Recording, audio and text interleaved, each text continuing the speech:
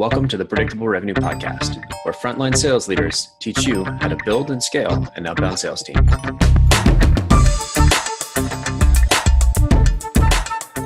Welcome to the podcast for creating predictable revenue. This is episode number 2, and I'll be joined momentarily by my co-host, Aaron Ross, and a guest to talk about the importance of being an SDR before leading an outbound team. On this episode, we talk with Matt Amundson, the VP of Sales Development and Field Marketing at Everstring, an AI-driven audience segmentation platform. For salespeople, it means he's going to help you build a great list. For marketing people, he's going to help you segment your lists in ways you never thought you could. In this episode, we're going to talk millennials and breaking away from high-velocity prospecting. Some highlights include getting over phone fear, persona-based cadences, and building an SDR team from the ground up. And we're back. Hey everybody, we're here with Matt Amundson from Everstring, an award-winning SDR leader, cupcake connoisseur, and recovering inbound lead addict. Matt, we're going to start off the conversation today talking about the one thing that you do that has made the biggest contribution to your success, leading an outbound sales team. No pressure. No pressure. Yeah, I think it's a lot of things. I think that getting one sort of high level sort of HR-y type answer to that is I think getting in touch and into the mind of how millennials think and want to work and want to be managed. I think that's helped me out tremendously. It's a lesson that I learned over the course of being at a few different companies, but sort of all came together here at Everstring. And that lesson is that young people want exposure to lots of different types of things, right? They don't want to be relegated to pushing buttons and twisting knobs inside of applications like SalesLoft and Outreach and things like that. They want to be creative. They want exposure to the marketing department, the sales teams. They want to think differently. And giving them the freedom and flexibility to think that way has made them wildly successful. And in turn, they've taught me a ton about sales development that I never truly understood. Okay. So that's the sort of HR answer. I think the more practical answer for an SDR audience is we got away from, sort of batching and blasting and sort of operating off of high velocity numbers like hundreds of calls a day and hundreds of emails, and really broke it down to a much smaller number of sends, a much smaller number of touches that were highly personalized, where relevance was at the epicenter of our message. Perfect. And go ahead, Aaron. I was going to ask about the millennials. Okay. First. Yeah. Okay, so here's my question. How do you, by the way, we have a lot of millennials at our company. Yeah. But, Collin here is the day-to-day hands-on. Are you millennial? Collin, are you a millennial? I'm not sure. Cusp, maybe? I'm not sure either. You're only 30 though, so. All right, so the question is, all right, by the way, I totally agree, exposing SDRs or any employee to other parts of the company, they can marketing, product, support. How do you channel all that creativity so that it's ultimately helpful rather than a huge distraction from the job they're hired for? Yeah, it's a hard balance to find, but it's about putting guidelines in. So you're Aaron, you're a SoCal guy, so I'm sure you've spent a little bit of time at Disney. Yeah, I am, yeah.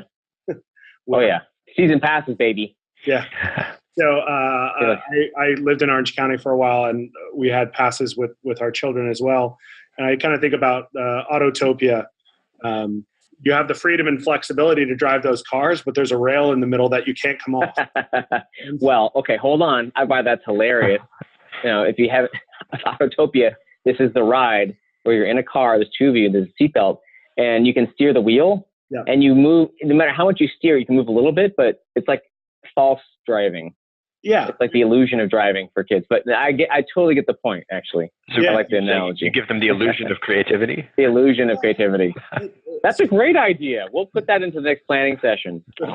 Exactly. Well, when you think about it from this perspective, if your marketing department is able to arm your SDR team with a common theme or message that they can apply to every email, every social touch, every phone call, and then you give them the freedom and flexibility to personalize the subject line and create a story around relevance in your opening sentences, then they're able to focus on that creativity and let the messaging that your product marketing team has created about who you are as an organization sort of anchor that message down. So it's a consistent level message between marketing, sales, and sales development. So that's the rail part. The part where they get to steer and accelerate and brake is how they're creative around crafting subject lines and drawing relevance to why they should be engaging with us now.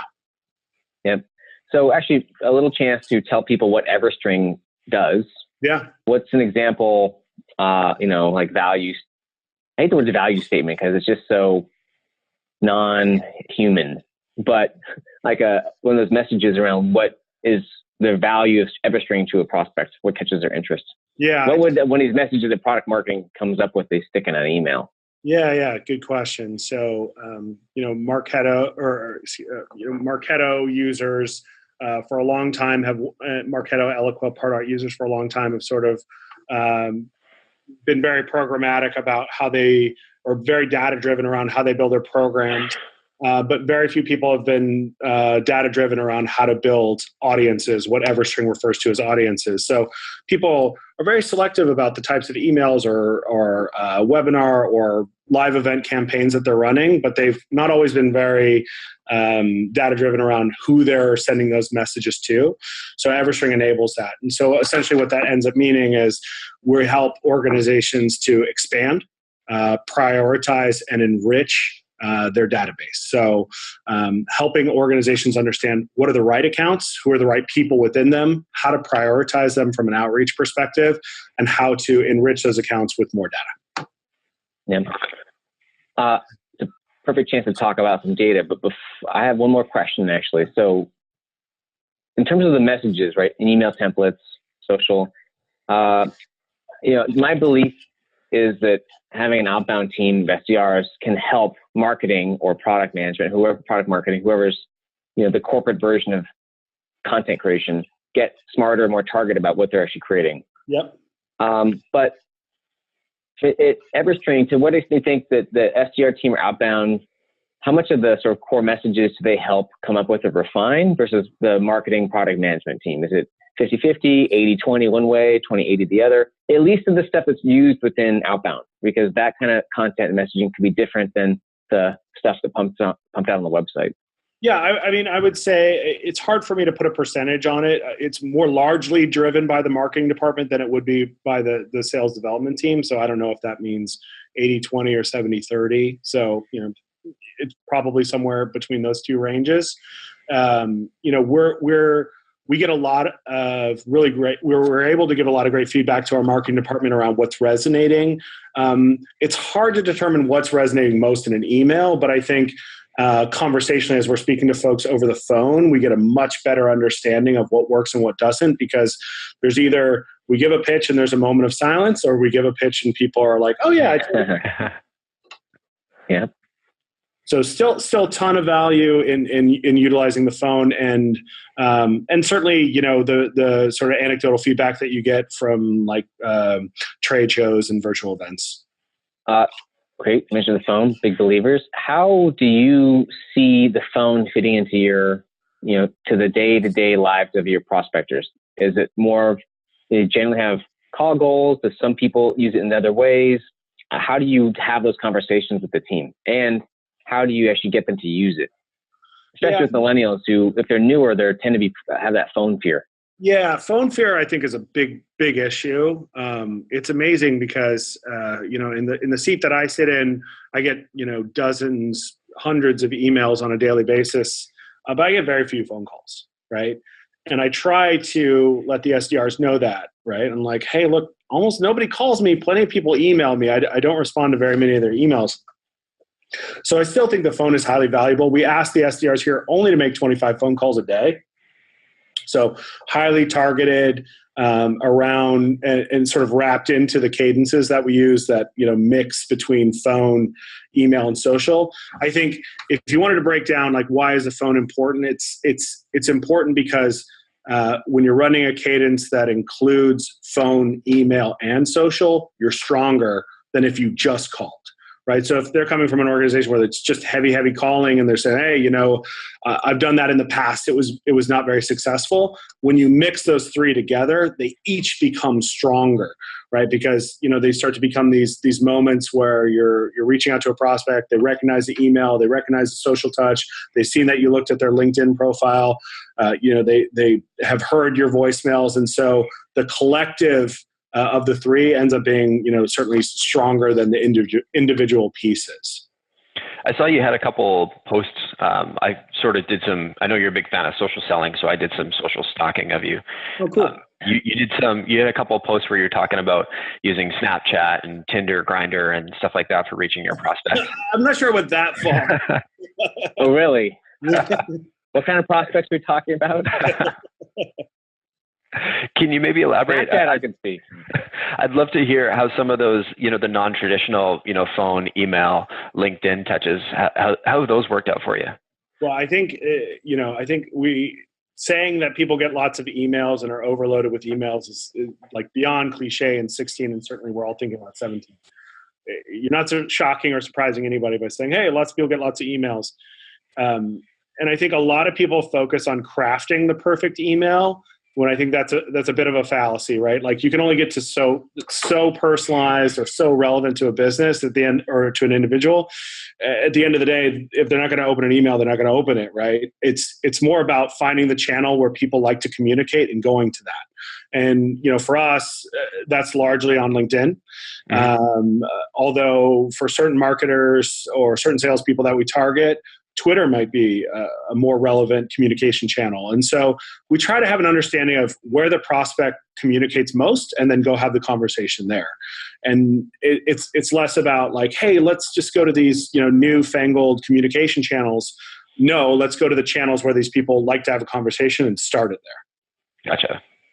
I was picturing a Tinder army of you guys just swiping right on all the prospects. That'd be great. If somebody would like to build that, we'll buy it.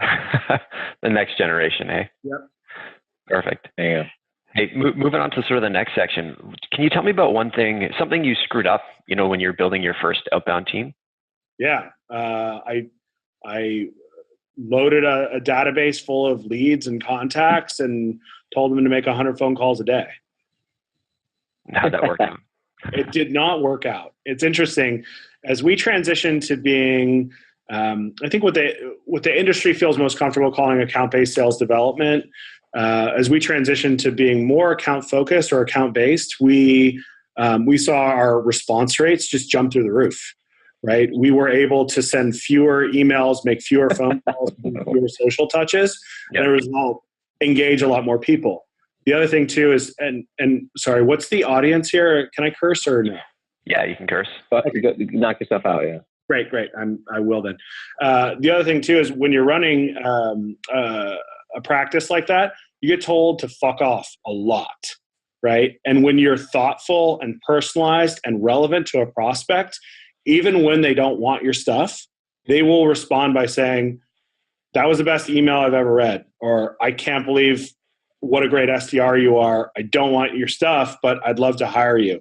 And I've got a stack about this big of emails back from prospects, and we display them here in the office, of people saying, I'd love to hire you. I don't know what I don't care for what you're doing, but I want you on my team. And that is, to me, that drives SDRs forward. They're like, hey, yeah, sure, wrong time or wrong message, but this person understands what I'm doing. They appreciate the thoughtfulness that's going into my outreach. And so, one, we became wildly more successful in terms of the meetings that we booked, the opportunities that we generated, and the deals that the AEs we support closed. But two, the responses that we were getting from the prospects were so positive that each SDR knew immediately, like, this was the way that they had to do things going forward. That's awesome. Sort of a couple follow-up questions. Can we talk about what was the old world? What did that look like from a numbers perspective? Making 100 calls a day, uploading a list. Can you elaborate a little bit there? Yeah, I mean, in the early days of Everstring, we were such a small organization. We were a Series A company, very, very lean as a business. We didn't have a marketing or demand gen team. So, we acquired names in every way possible. We did not use our own product internally because we were standing up customers and we didn't have the time or bandwidth to utilize our own stuff, which is probably not something I would recommend. I think if you want people to believe in the product that you sell, you've got to use it yourself. So that was a big part of our transition. And it also, what our product does is, it tells you which accounts are most likely to buy from you. So if you know that, you can spend the time and effort and do the research because you're talking to the right type of company. It's interesting. You sort of rewind back to my days at Marketo where everything was highly, highly inbound. Well, we got lots and lots of terrible leads that we spent hours and hours every week chasing down, but the SDRs knew that they were bad. But they had SLAs around them, so they had to call them. Mm-hmm. Here, we have an understanding that the account's a good fit. We're going to spend the time. We're going to talk to, in some cases, up to 40 people within that organization. Wow. So they do heavy research on things like 10K reports. They do heavy research on individuals that are in that company to help, foster that first introduction. So a lot of hard work goes into things pre-call here. And as a result, we see the benefits in spades. It's huge. Just to help us compare sort of or compare the old world and new world when you're doing the sort of mass list building versus the more personalized account-based approach. Can you share some of the numbers? Like like a week in the life, Yeah. Yeah, I mean, an SDR on any given day would probably make between 70 and 100 phone calls. So between 350 and 500 phone calls a week. They would send probably about half that number of emails just because they'd be calling people multiple times in a day. And they were doing very light sort of weak social touches like in mails and things like that. And I talk a lot about social selling. I don't think sending somebody an in-mail is social selling. Sending somebody an in-mail is sending an email through LinkedIn. Those are two very different things. To me, social selling is having an understanding of who that person is, what they talk about, what they share, what they create and put out into social, and taking that information and synthesizing it into a benefit map in terms of what we do and selling back that way. That is social selling to me. And so we were probably getting around probably a 4 to 5% response rate, which was, low, but based on volume, okay. Our conversion rate from meeting to opportunity was really low. We're talking under 50%. And our AE win rates were low. Now, that is probably systemic of a lot of things that were going on in our organization, but certainly it wasn't aided by the SDR process that we were running. So as we transitioned to more account-based, fewer calls, fewer emails, fewer and better social touches, we now have a 17% response rate. We have a 65% conversion rate between the meetings and opportunities that are generated. And we are winning far more deals than we ever were before. And we're also selling to better companies. So when you look at things like, what one of the most important metrics for SaaS organizations in terms of, churn, our churn rate is dropping quarter over quarter. So we're selling to the right companies. We're resonating with the right message at the beginning and setting the tone for what ends up being a very smooth sales cycle for our AEs. Cool. So then you mentioned it's called the old world metrics. Yep. And you mentioned, so nowadays you spend with 25 calls a day of roughly, so like 125 a week-ish. Yep. How many emails are they sending roughly a week, at least of the initials?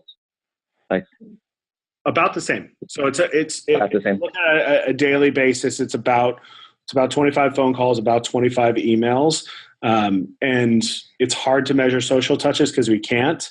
But if every morning when I log into LinkedIn, my LinkedIn feed is just my SDRs talking to prospects, which is spectacular.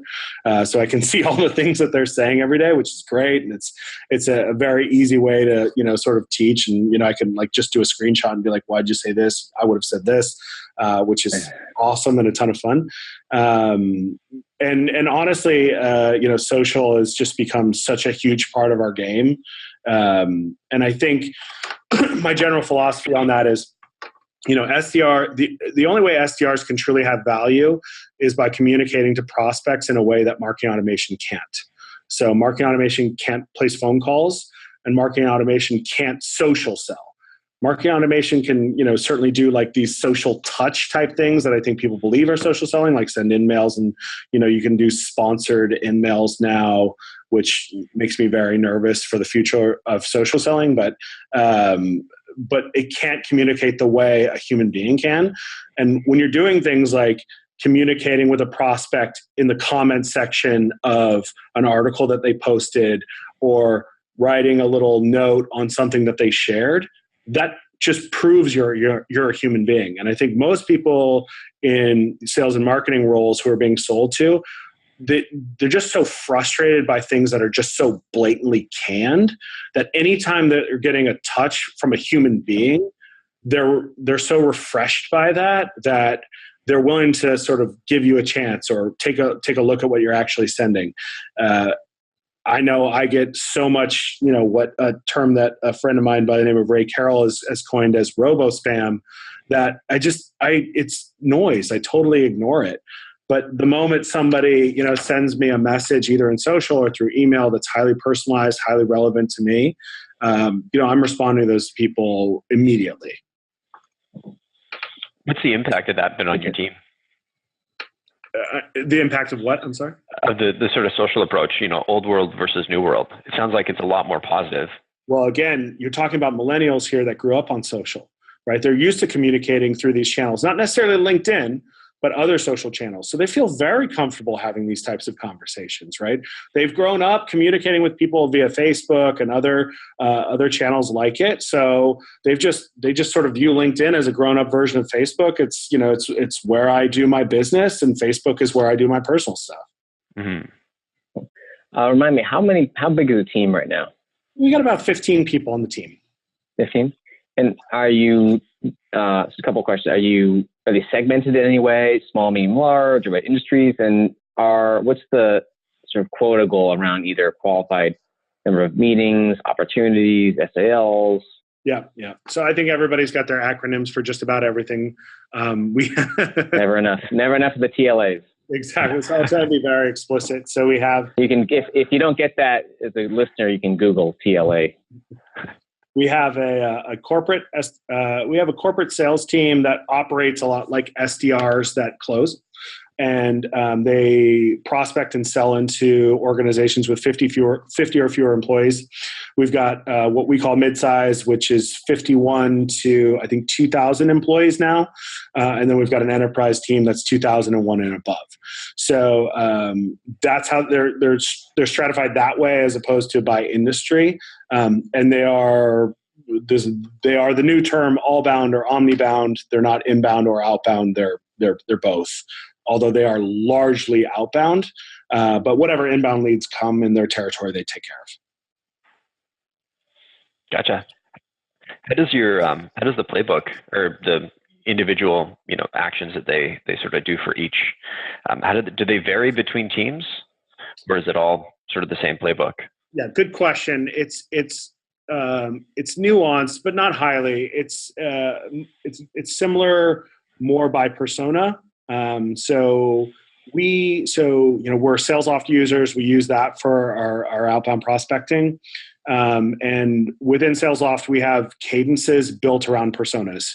A very sort of concise way of saying that is we have a VP or C-level persona. We have our direct or target level person persona, which is typically a director of demand gen. And then we have what's called a practitioner persona, which we utilize across like basically anybody with manager or coordinator or specialist in their title. And we try to essentially run those plays within a given organization or within a business unit if we're selling into an enterprise company to as many people as we can. Mm-hmm. But each one has to be personalized, and that's the standard that I set. Certainly they have very similar messaging, but when we think about how we're messaging to executives, we're thinking business holistic. When we're talking about how we message to director level people, it's sort of departmental. And then at the practitioner level, it's really how this is going to improve their day-to-day. So it's subtle tweaks within the messaging, but they have an understanding that if 4 or 5 people from an organization are getting prospected into by us, they're not all receiving the same message. That's my greatest fear, is that a marketing department will collect either in a meeting or around the coffee maker, and I'll say, hey, did you get that bullshit email from the guys at Everstring? They're like, which one? Oh, yeah, exactly. Yeah. So I think that also helps. The other thing too is we, especially on the enterprise side, we do a pretty good job of mapping the organization. So we might say, hey, Aaron, I noticed Collin performs this job. I'm not sure if you're the right person or he's the right person. So we give them an understanding, or we let them know that we have an understanding of their business and who the players are. And that goes a long way. Right, that goes a long, long way. The other thing that we've experimented with is something that John Miller, CEO of Engagio, turned me on to, was the concept of putting multiple names in the tube, which is on the to line of an email, and sending an email to both Aaron and Collin and saying, hey, I understand you both work at Predictable Revenue. I was reaching out because I understand Aaron does this, Collin does this. Which one of you would be the right person to talk to? And we get a great response rate out of an email like that. So we'll put 2 or 3 different people in there.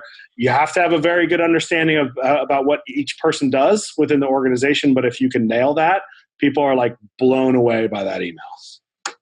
Yeah, actually, that technique was actually popularized in a book called The Power to Get In, like 20 or 30 years ago, when they were writing it in letters, but It still works. And guys like Kreuzberger, and sometimes it works and sometimes it doesn't. Yeah. Experimented, but yeah, The Power to Get In. It was like one of the original classic prospecting books. That's awesome. I think the 90s or 80s or 70s or something. The reality of what is true is what's old is new again, right? I think, always, yeah. The industry was largely account-based in terms of what account-based marketing or account-based everything, as Craig Rosenberg likes to say. That was the way it was for a long time. And, systems like, Marketo and Eloqua came in and said, hey, you can sort of cut corners and talk to lots of people and, drop everybody through the sieve and, we'll see what comes out on the other end. It'll only be people that are highly qualified. And that type of stuff is just not working so much anymore. And so as a result, I think, people have really started to shift towards outbound, because if they understand the right accounts, if they understand the right personas, they can go in, personalize, and be hyper relevant. And people are far more interested in engaging with messages like that than just the shit that's going out to 100,000 people. Yeah. No, I mean, 15 years ago now, account-based, we didn't have a name for it, but account-based prospecting is all we did, or we did at Salesforce. Yeah. And we called the other version list-based, where you're just calling down lists. Sure. Without really regard to which company.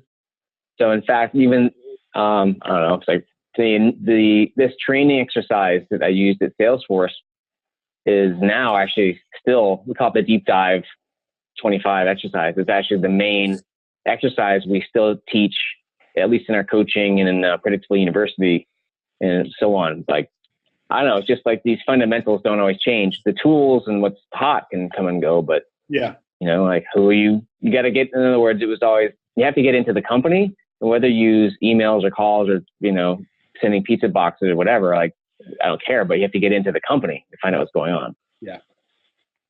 Right on. Yeah, it's interesting. I come from, my background before moving to Silicon Valley was in consumer packaged goods and beverage. I worked at Red Bull right out of college, and then I worked for a sunglass company called Foster Grant, which is a very large seller of very cheap sunglasses. And, we would go in to win business from places like Walmart and, Shoppers Drug Mart and, just these massive organizations like Target. And you don't win business like that by, blasting to every major retailer the same message out of a marketing automation system. How many accounts did you have at that point, though?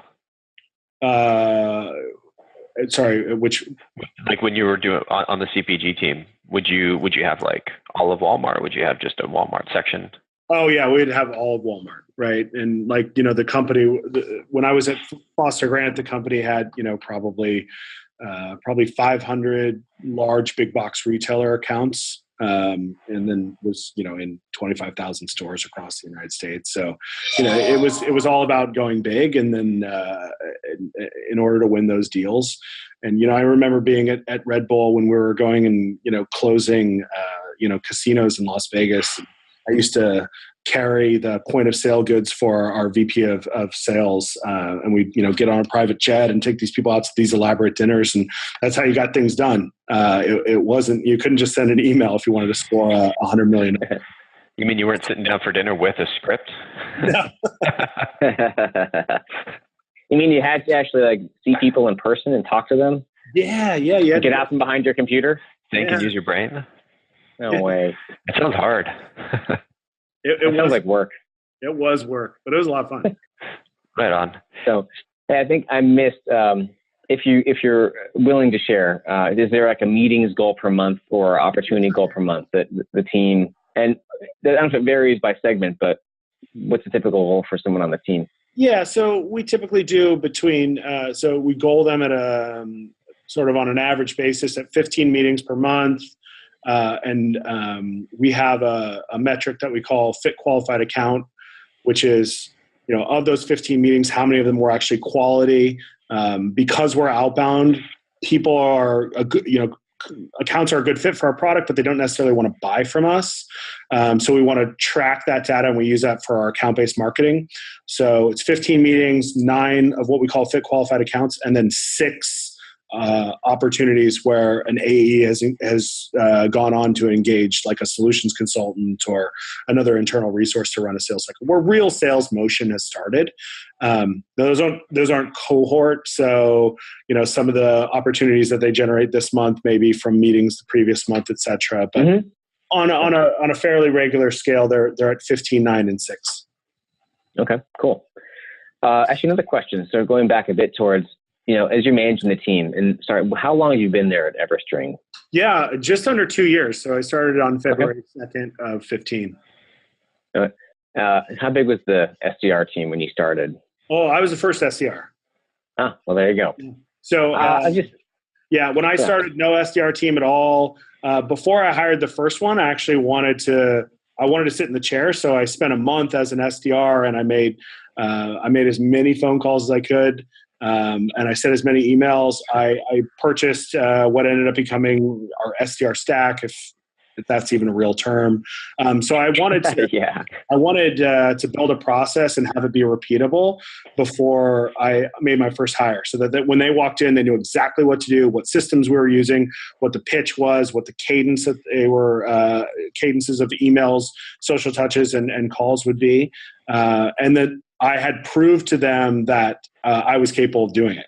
Now, I had spent the previous 2 years at TIBCO, managing people, and I hadn't been on the phone in a while, so it was actually great and refreshing. And I think for anybody who's entering a business and starting an SDR team, I would highly recommend be the SDR for the first at least month, so that you have an understanding of what your audience is going to want to hear, how to build scripts for the SDRs, what emails should look like, etc. Yeah, amen. Or if you're coming in as a head of sales, you should be selling for for a while, just to get your feeling for how it actually works. Yep. But okay, so the last couple of years, what do you think is been one of your strengths or advantages, or things that you do really well, over time, and not necessarily tactic, but what works for you in terms of managing the team, building the team, or getting results? Or is it, some people have an eye for detail, or some people are tech, or some people are more management or coaching or creative or whatever, right? What's one of your strengths that you've been, I think I'm a really good recruiter. I pride myself on being able to recruit and cultivate talent. I like to hire SDRs with zero SDR experience. I've certainly had success hiring people with previous experience, but for the most part, I want somebody with no experience. I do think that we do things a little bit differently than most organizations, so I don't want people coming in with bad habits. So, one, I'm good at recruiting. 2, I'm good at enabling and sort of getting somebody up to speed and being dangerous quickly. And then I think what I'm good at is creating a long-term vision for those employees, having them understand what are the things that they need to accomplish in order to get to the next role in their career. And the thing that I stress to a lot of SDRs, and some listen to me and some don't, is I think, and this is advice to any SDR who may be listening, you need to get promoted in that company. People who are taking on their first SDR role and leave to be an SDR at another company are destined to be stuck in an SDR role for a long time. Like why? Yeah, you like being an SDR is hard, and I understand that you can get frustrated when you're young. You can get emotional and say, I got to get out of here. I'm going to go to this other company that's going to treat me better. It's been 2 months and I haven't been promoted yet. Exactly, but I think you stave that type of behavior off by laying out the vision to somebody early. And when I say early, I mean as a part of the recruiting process. Hey, look, we're going to want you to be in this role for 18 months. This is what those 18 months are going to look like. The first 3 months is going to be largely ramp. The next 6 months is going to be largely you sort of crystallizing yourself into that role.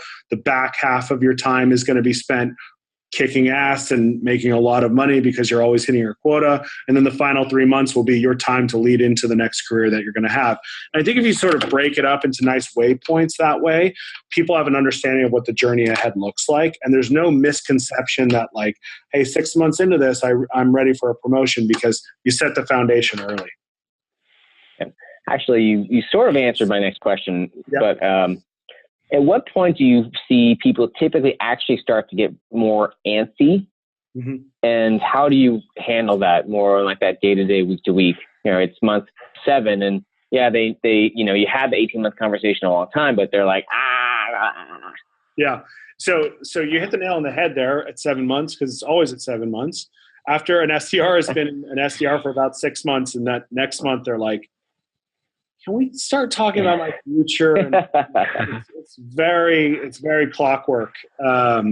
So you just, one, I think you've got to have your weekly one-on-ones, right? And you've got to give people a gauge of where they are in the process, how they're doing. You've got to give them goals that are very, very short term so that they can achieve them and get a layer of confidence. But as long as you're open and honest with them, I think that you can stave off a lot of the antsiness. The thing that I've always found that works is, when somebody comes to me in that 6th or 7th month and they're kind of like, I just feel like I've been doing this for a while, I'd be like, I've heard this a million times before, right? I've heard this from a lot of people. This is very, very normal. And it's interesting because that's always been like when I was at Marketo, and the way we talk to prospects, and actually the way we talk to prospects a lot here at Everstring, is it's really people get antsy because they think that they're feeling something or experiencing something that other people have never experienced before. And actually people want to feel like their problems are common with other people. Most people get nervous around their problems because they're like, am I the only one that this is happening to? And the more you can that's a good point. The more you can say, hey, I've seen this a lot. This is very normal. You will get over this, and here's how we're going to get over it. People are very, very, they're very attracted to that type of language. When we would be selling at Marketo and we'd say things like, I've heard that problem before. Here's how we solve that. People are like, oh gosh, my problem's not unique. That's great. And we utilize a lot of that language here at Everstring and in our phone calls as well. And it's a great way to put prospects and certainly in this case, SDRs at ease and have them understand like, oh, okay, a lot of other people have done this before. I will get through this too. Yeah. There's nothing wrong with you. Yeah, exactly. In other words, well, at least not about this. There's probably lots of other things that are wrong with you. Correct. But not this one. Yeah. I'd like to pull on the thread there. Question I get asked all the time locally here is, how do you hire SDRs? I can't find anybody that's an SDR because nobody has that is looking for a job has SDR experience. I love that you hire like SDRs with zero experience. We're the same way. Can you maybe elaborate a little bit on your reason why? Well, also in this case, zero SDR experience, but do they have other kinds of experience? Yeah. Good question. So or not? For my ideal profile is it's a state college graduate who was either active in some sort of Greek life or the sort of perfect is that they were a student athlete. But the reality is why I like that they're a student athlete is generally because they're looking for a little bit more than the average experience. They're really good at time management. They're used to dealing with competing priorities. And that's true for an athlete as well as somebody who maybe had a job through college, somebody who's a part of Greek life or some sort of club. through college. So it's really somebody who, the person who went to college and, I just went to college and I, went to class and I drank beer and it was awesome. That's probably the wrong profile for an SDR. It's more of that go-getter type. And actually, for us in account-based market, who run an account-based sales development practice, people with hospitality experience is, oh my gosh, that is like my new hot profile for hiring SDRs. So if you've worked in a restaurant or in a hotel or in any other hospitality field like travel, oh my gosh, that profile is spectacular because it's so customer centric, it's so prospect centric, and these people just step right into this role and kill it. I found also people who worked in PR or recruiting. Yeah. Oh, yeah. We my top SDR right now in the mid-market team was in recruiting prior to joining our team, and you hit the nail on the head there for sure. It's just hard to hire people from recruiting in Silicon Valley because recruiting is hot, so they're making a lot of money in recruiting. For now. Yeah, for now. Yeah. Perfect. We're about 37 minutes in. Aaron, I've got one more question. How about yourself? Is there anything else we want to grill Matt on here while we got him on the line? Yeah, actually, I'll ask just a question. So what else do you do outside of work that, I don't know, do you have a family? Do you have like a hobby? What do you value outside of work that makes you think a better person or makes you enjoy life better? Yeah, it's a good question. So I'm married. I have 2 children, and I love spending time with them. My wife is a collegiate softball coach. Actually, the reason why we came to Silicon Valley was she was coaching at Stanford for a number of years. And so, I'm a lover of sports. I played college football, so I love college football. And I love being around, sort of my wife's softball teams and sort of their competition. It's interesting. There's a strong parallel between the two of us. She's just has people about 4 years earlier than I have them. She's taking kids from high school and sort of, taking them from being young women and progressing them into more mature adults and sort of getting the most out of them as athletes and students and trying to create a great collegiate experience for them. And I think of my role as very similar. I'm taking people, 4 years later who are graduating from college. I'm giving them for a lot of them, their first, real job. And I try to create a great experience for them, try to, up their game from a professionalism perspective. I try to make them a very well-rounded professional by exposing them to various aspects of the business as a whole. So, I personally, I love leading SDR teams, but probably the reason why I love it is, coming from a sports background, is I love the coaching aspect of it, both from the professional side and from the life side as well. For a lot of SDR leaders, they're also in part therapists, right? So, we hear a lot about any manager. Yeah, and we hear a lot about what's going on in our people's lives, and I always feel a strong sense of like a paternal instinct where I want to be able to help them not just be great SDRs, but to also be better people, and strengthen and solidify their relationships with people outside of work. And for a lot of people at that age, that has to do a lot with their parents. So as a parent, I think that I can help bring a unique perspective to them as well. So, I'm a family person and I'm passionate about that, but really I'm passionate about personal development. Cool. Awesome.